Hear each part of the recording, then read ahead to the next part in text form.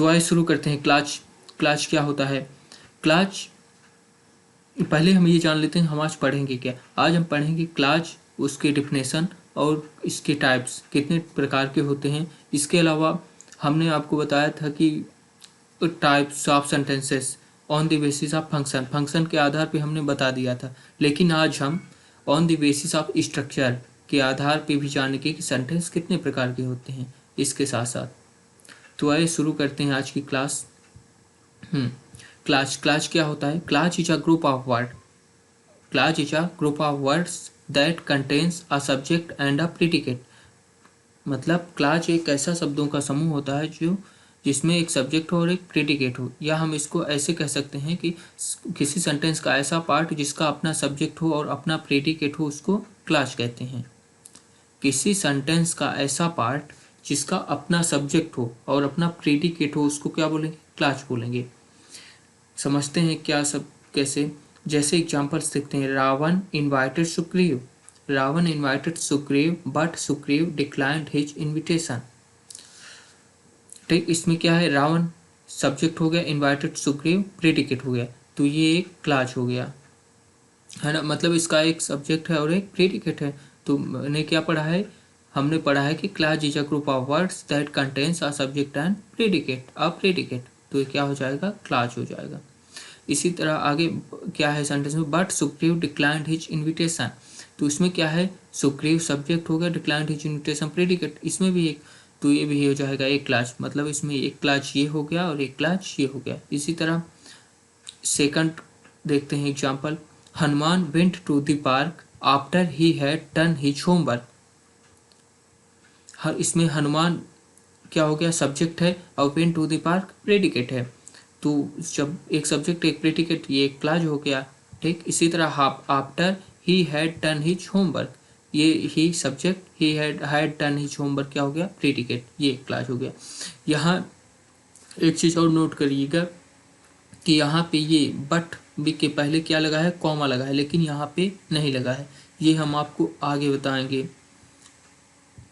ठीक, अब आगे चलते हैं। तो क्लाच क्या होता है पहले एक बार और जान लेते हैं। क्लाच होता है किसी सेंटेंस का ऐसा पार्ट जिसका अपना सब्जेक्ट हो और अपना प्रीडिकेट हो, उसको क्लाच बोलेंगे।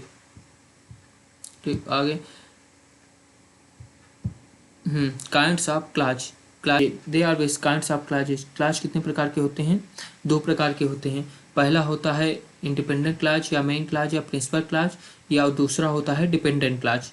तो इंडिपेंडेंट क्लाच क्या होता है? And independent clutch is one that can stand alone and convey a complete meaning. जो एक कंप्लीट मीनिंग कन्वे करे और उसको अकेला रखते हैं तब भी, अलग कर दें तब भी, मतलब उस ग्रुप से। ठीक, इसको या ऐसे कह सकते हैं, जो क्लाच बिना कंजक्शन के यूज किया जाता है उसको इंडिपेंडेंट क्लाच या मेन क्लाच या प्रिंसिपल क्लाच कहते हैं। ठीक, और डिपेंडेंट क्लाच क्या होता है? The clauses that can not stand alone and do not convey a complete meaning are known as dependent clause. ठीक, मतलब इसको ऐसे भी कह सकते हैं, जो क्लाच हम कंजक्शन के साथ यूज करते हैं उनको हम डिपेंडेंट क्लाच कहते हैं। डिपेंडेंट क्लाच दो तरह के हो सकते हैं, या तो कोऑर्डिनेट क्लाच या सबऑर्डिनेट क्लाच। इसमें क्या था? इंडिपेंडेंट क्लाच में या मेन क्लाच की इसकी क्या डिफिनेशन थे?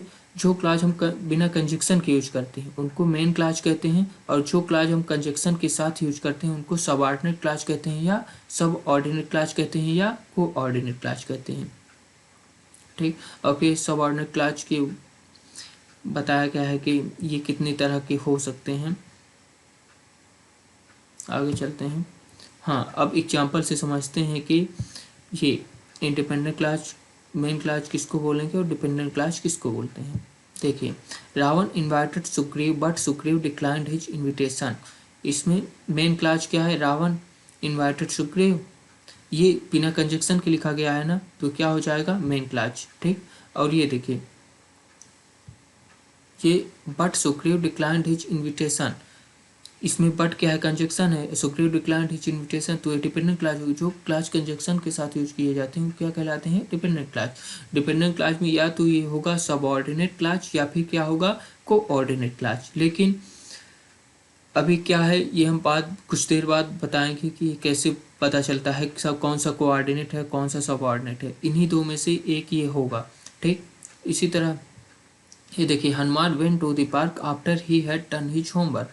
इसमें Hanuman went to the park main clause हो गया, after he had done his homework dependent clause हो गया। क्यों? क्योंकि कंजक्शन के बाद लिखा गया है, कंजक्शन के साथ बाद लिखा गया है, तो क्या हो जाएगा, पूरा डिपेंडेंट क्लाज हो जाएगा, ठीक। और ये बिना कंजक्शन के, जो क्लाज हम बिना कंजक्शन के लिखते हैं उसको क्या बोलते हैं, मेन क्लाज बोलते हैं। तो ये क्या हो जाएगा, मेन क्लाज हो जाएगा। अब आगे चलते हैं। कोऑर्डिनेट, हाँ, उससे पहले कि हम सबऑर्डिनेट क्लाज और कोऑर्डिनेट क्लाज जाने क्या होता है, हमें कोऑर्डिनेट कंजक्शन और सबऑर्डिनेट कंजक्शन के बारे में जानना पड़ेगा। तो हम जान पाएंगे कि कोऑर्डिनेट क्लाज और सबऑर्डिनेट ऑर्डिनेट क्लाज क्या होता है। देखिए, कोऑर्डिनेटिंग कंजक्शन क्या होते हैं, ये सेम रैंक के स्ट्रक्चर को कनेक्ट करते हैं। जैसे क्लास को क्लास से, फ्रेज को फ्रेज से, सब्जेक्ट को सब्जेक्ट से, ऑब्जेक्ट को ऑब्जेक्ट से। इनको नॉर्मली फैन बॉयज से दर्शाया जाता है। इसकी शॉर्ट ट्रिक होती है याद करने की, जिसका मतलब होता है फॉर, एंड, नॉर, बट, और, येट, सो, etc। इसके अलावा भी कुछ होते हैं और मेनली ये होते हैं। ये कौन से कंजक्शन है, फॉर, एंड, नॉर, बट, और, येट, सो, ये सब कौन से कंजक्शन है, कोऑर्डिनेटिंग कंजक्शन, ठीक। ये क्या करते हैं, सेम रैंक के स्ट्रक्चर को कनेक्ट करते हैं। They have join two independent clause, ये दो इंडिपेंडेंट क्लास को जोड़ते हैं।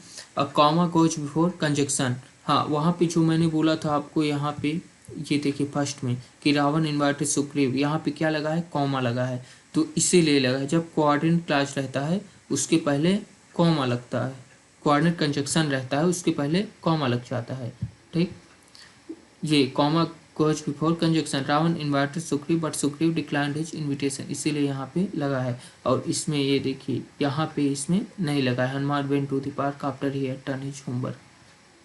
इसको हम और अच्छे से पढ़ेंगे जब कंजक्शन पढ़ेंगे उसमें, लेकिन अभी फिलहाल इतना जानना जरूरी है, ठीक। Don't use comma when we only have one independent clause, ये बस ऐसे ही लिख दिया गया है, इसको आगे पढ़ाया जाएगा अभी। I bought my camera and a towel. अब आगे देखते हैं, एक कोऑर्डिनेटिंग कंजक्शन हो गया। अब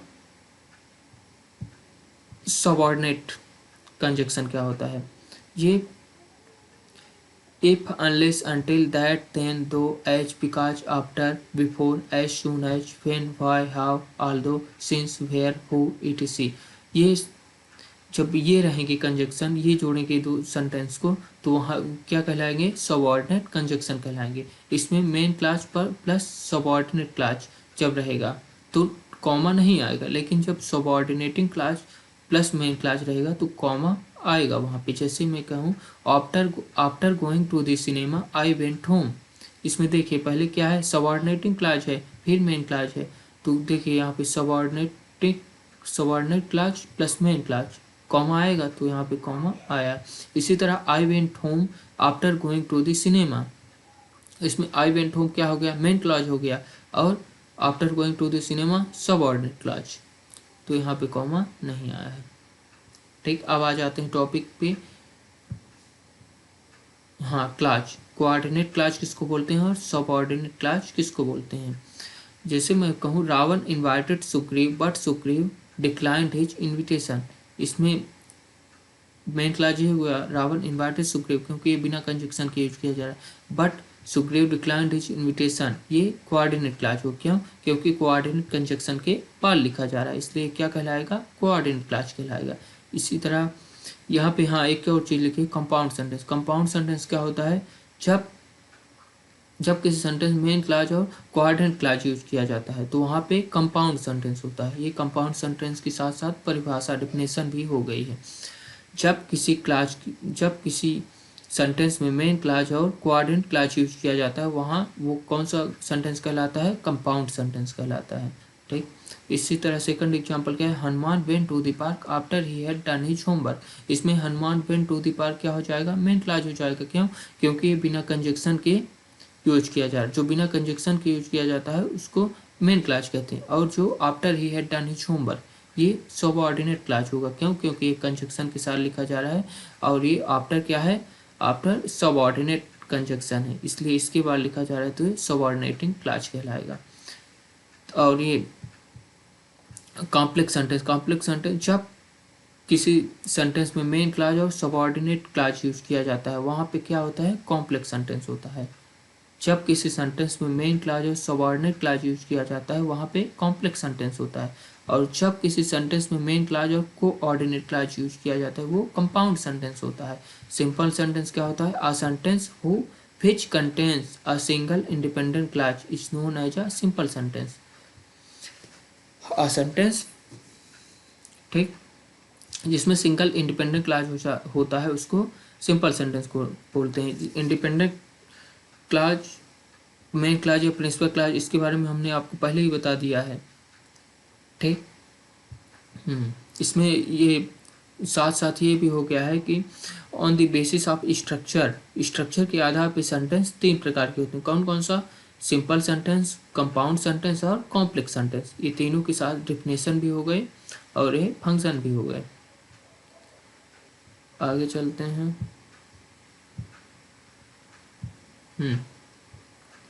अब सबऑर्डिनेट क्लॉज क्या होता है, उसका खुद का तो कोई अस्तित्व होता नहीं, वो या तो नाउन क्लॉज के रूप में होता है या एडवर्ब क्लॉज के रूप में या एडजेक्टिव क्लॉज के रूप में।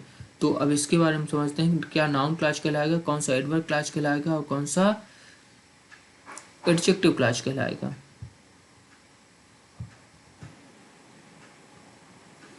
देखिए सबऑर्डिनेट क्लॉज क्या होती है, सबऑर्डिनेट क्लॉज डिपेंडेंट होती है क्योंकि वो मेन क्लॉज के लिए यूज की जाती है और मेन क्लॉज के लिए ये एडजेक्टिव, एडवर्ब या नाउन का काम करती है। मतलब एडजेक्टिव क्लॉज का या एडवर्ब क्लॉज का या नाउन क्लॉज का काम करती है। जैसे मैं बोल दूँ ये कब नाउन क्लॉज का काम करेगी, कब एडवर्ब क्लॉज का या एडजेक्टिव क्लॉज क्या होता है, इसके बारे में जान लेते हैं। जैसे मैं बोलूँ they will explain what you want, यहाँ पे will helping verb, explain main verb, तो एक्सप्लेन विल एक्सप्लेन वर्ब के लिए व्हाट यू वांट क्या हो गया, ऑब्जेक्ट हो गया, ठीक। तो हम इसको ये कह सकते हैं जब किसी सबऑर्डिनेटिंग क्लॉज में, जब कोई सबऑर्डिनेट क्लॉज में मेन क्लॉज के लिए सब्जेक्ट और ऑब्जेक्ट हो तो वो क्या कहलाते हैं, नाउन क्लॉज कहलाती है। जब कोई सबऑर्डिनेट क्लॉज मेन क्लॉज के लिए सब्जेक्ट या ऑब्जेक्ट हो तो क्या कहलाती है, नाउन क्लॉज कहलाती है। हाँ देखिए एडवर्ब क्लॉज क्या होती है, जैसे मैं बोलूँ they will return when you want, तो इसमें क्या है, व्हेन यू वांट क्या, विल रिटर्न, ये एडवर्ब ऑफ टाइम है ना, व्हेन यू वांट। तो हम कह सकते हैं कि जब कोई सबऑर्डिनेट क्लॉज मेन क्लॉज में यूज हो रहे वर्ब को डिस्क्राइब करे और व्हेन वेयर हाउ वाई का रिप्लाई हो, व्हेन वेयर हाउ वाई का रिप्लाई हो तो क्या कहलाती है, एडवर्ब क्लॉज कहलाती है।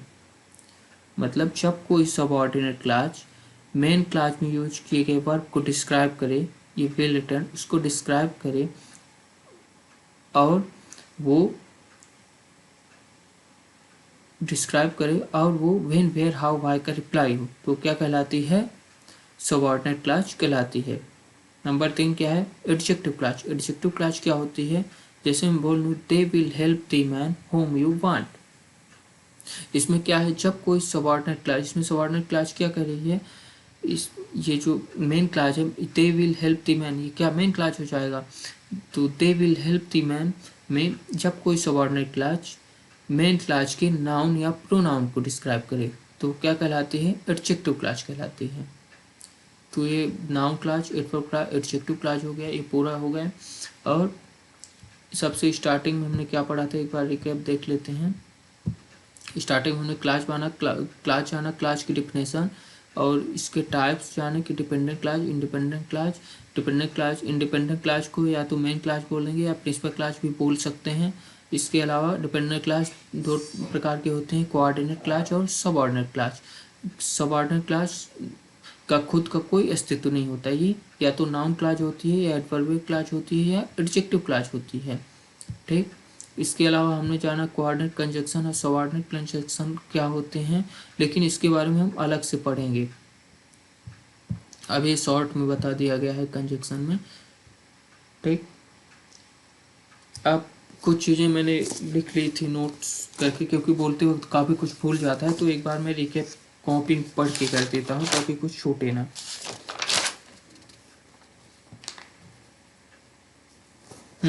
WH फैमिली का कोई भी word as a conjunction use करोगे तो क्या होगा, सबऑर्डिनेट कंजक्शन होगा। ठीक, और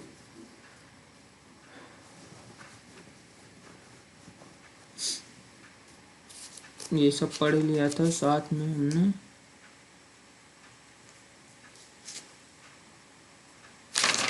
एक बार ये रिपीट कर लेते हैं कि सबऑर्डिनेट क्लास पढ़ा तो दिया हूँ, लेकिन फिर भी सबऑर्डिनेट क्लास डिपेंडेंट होती है क्योंकि वो मेन क्लास के लिए यूज की जाती है, और वो मेन क्लास में के लिए या तो एडजेक्टिव, एडवर्ब या नाउन होती है।